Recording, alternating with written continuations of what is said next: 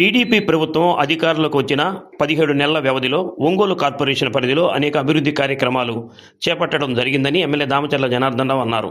ఇటీవల మోంతా తుఫాను ప్రభావాన్ని సమర్థవంతంగా ఎదుర్కొని ఉత్తమ పనితీరు కనబరిచిన పారిశుధ్య కార్మికులను ఎమ్మెల్యే దామచర్ల ప్రత్యేకంగా అభినందించారు.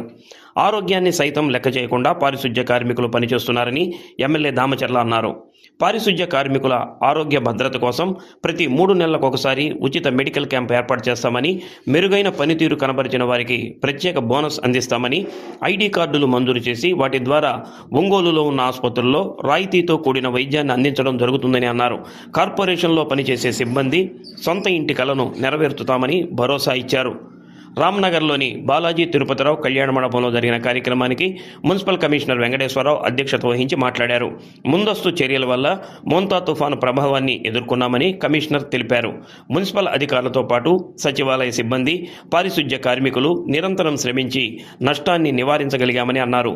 అనంతరం మోంతా తుఫాను సమయంలో ఉత్తమ సేవలందించిన పారిశుధ్య కార్మికులతో పాటు మున్సిపల్ సిబ్బందిని ఎమ్మెల్యే దామచర్ల జనార్దన్ సత్కరించి నిత్యావసర వస్తువులు అందజేశారు.